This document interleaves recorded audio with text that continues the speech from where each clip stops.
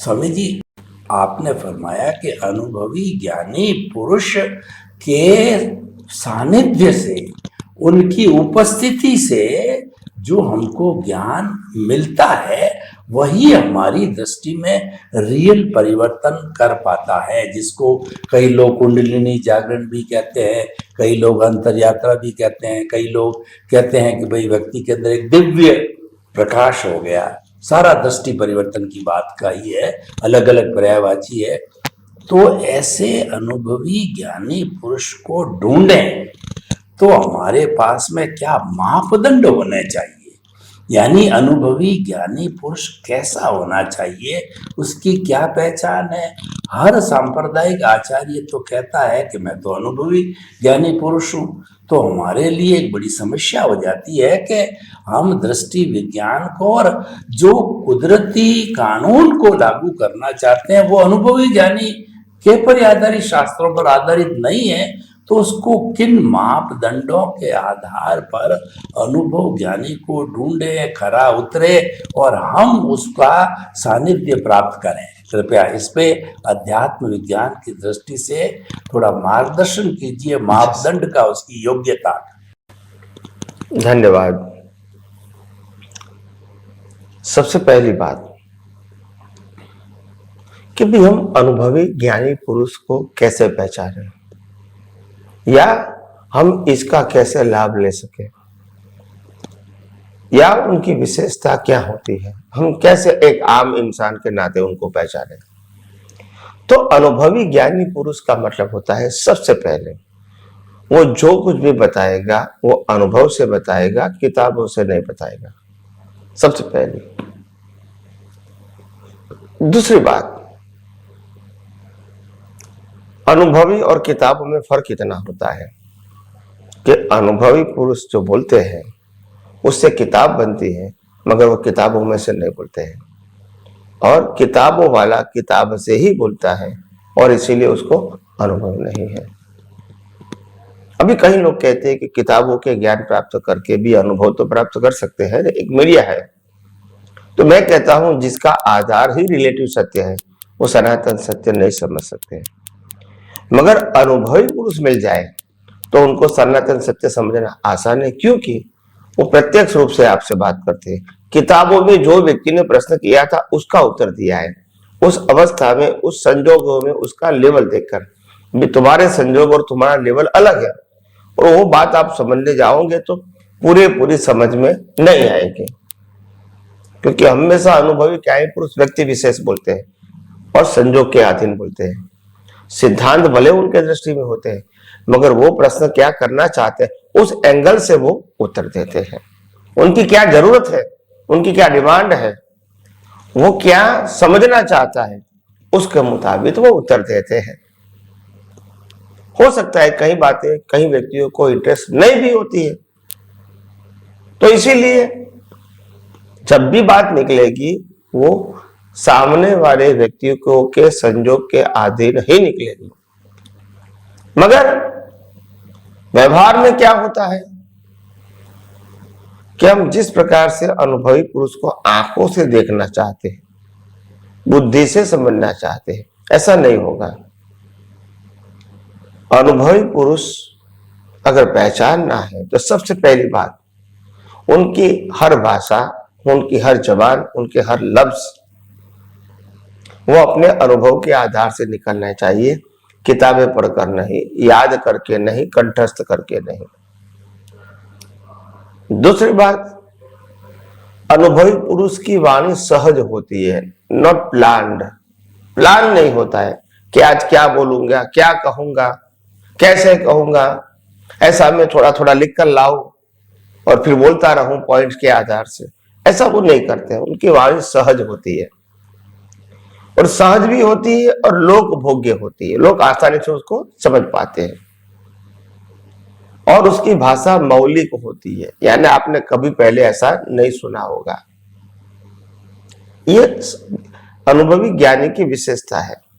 अनुभवी ज्ञानी पुरुष जो होते हैं वो कभी कोई भी भाषा का जो प्रयोग करेगा उसका वो मालिक नहीं होता है, और अनुभवी पुरुष अपने आप को नए बंधन में डालना नहीं चाहते हैं और जो बंधन लेकर आए कर्म का उसको संभाव में लेकर निकाल करना चाहते हैं और नए बंधन डालना नहीं चाहते, और इसीलिए वो अनुभवी ज्ञानी पुरुष को मंदिर बनाना, शिष्य बनाना, संस्था बनाना या धार्मिक एक्टिविटीज करना ये उनका सब्जेक्ट नहीं होता है।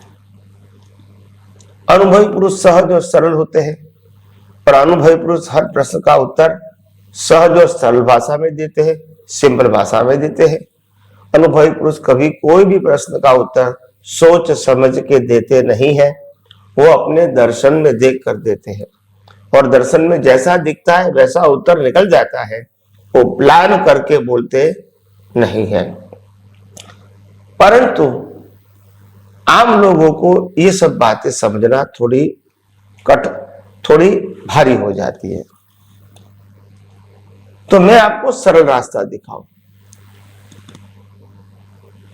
कि हमारे जीवन में अनुभवी पुरुष को समझना है तो उनकी भाषा मौलिक है, इतना देखो। मौलिक का मतलब न शास्त्र में पढ़ी है और न कोई धर्मगुरु के माध्यम से हमने सुनी है, फिर भी उसको स्वीकारने का हमारा हार्ट मन करता है। और दूसरी बात है, हम जब अपने जीवन में ऐसे अनुभवी ज्ञानी पुरुष को पहचानने की कोशिश करते हैं तब हम अपने जीवन में अनुभवी पुरुषों को आंखों से तो देख नहीं सकते, मगर आंखों से नहीं देख सकते, मगर हम इसको समझ सकते हैं कि उनके मुखार बिंद की वितरागता यानी नो रिएक्शन, उनका मनोबल यानी आत्मविश्वास, उनका सरल जीवन यानी और लोगों को दिक्कत में नहीं लाना है, और उनकी भावना देहाध्यास को मिटा के, अज्ञान मिटा के, जन्म मरण के चक्कर को मिटा के मोक्ष में जाना, यही उसका मकसद होता है। तो इसीलिए उनके पास कम ज्यादा वो सब्जेक्ट नहीं रहता है, मगर बहुत सारे तरीका है अनुभवी ज्ञानी पुरुष को पहचानने का। उनकी भाषा तो मौलिक होती है, सरल होती है, क्योंकि खुद का अनुभव है। दूसरी बात, अनुभवी पुरुष का मतलब होता है वो व्यक्ति ने ऑब्जर्वेशन करके पूरे ब्रह्मांड के रहस्य को जाना और समझा है, बाद में वो बता रहे हैं, हो सकता है वो आपको पसंद आए या न भी आए, मगर अनुभवी पुरुषों की विराधना कभी नहीं करो, नहीं तो आपको अनुभवी पुरुष नहीं मिलेंगे। मतलब ध्यान रखो, भले प्रशंसा नहीं करो तो चलेगा, विरोध नहीं करो, वो विरोधी आपका अंतराय बन जाएगा। और इसीलिए अनुभवी ज्ञानी पुरुष की कोई कंपैरिजन नहीं होती है, कोई कंपटीशन नहीं होती है, और हर व्यक्ति अपनी अपनी क्षमता के मुताबिक उनके पास पावर होता है टू एक्सप्लेन करने का पावर, तो वो एक्सप्लेन करते हैं और जैसे जैसे वो एक्सप्लेन करते हैं तो हमको समझ में भी आता है। उनकी भाषा सरल होती है, उनकी भाषा मौलिक होती है, उनकी भाषा ऑर्नामेंटल नहीं होती है, और उनकी आंखों में वितरागता होती है, उनकी चाल में, उनकी जबान में, उनकी सोच में आत्मविश्वास होता है, और वो दुनिया के भीख भय को नहीं मानते हैं, नए अनुभव करते हैं, क्योंकि वो उसके ऊपर गया है। तो इसीलिए ऐसे अध्यात्म विज्ञान में अनुभवी पुरुष की पहचान कैसे किया जाए वो मैंने आपको संक्षिप्त में बताने की कोशिश किया। हो सकता है कि आपको ये अच्छी तरह समझ में आ गया हो और आगे भी आपको बढ़ने का रास्ता भी मिलता रहेगा। धन्यवाद। स्वामी जी, आपका बहुत बहुत धन्यवाद। ये प्रश्न काफी इंपॉर्टेंट था कि आखिर अनुभवी ज्ञानी पुरुष को कैसे ढूंढे। आपने अर्हता बताई, उनकी भाषा मौलिक होती है, वो अपने दर्शन में देख करके बोलते हैं। क्या ब्रह्मांड का रहस्य उन्होंने समझ लिया होता है, उनके पूरा दर्शन में आ गया होता है, वही बोलते हैं।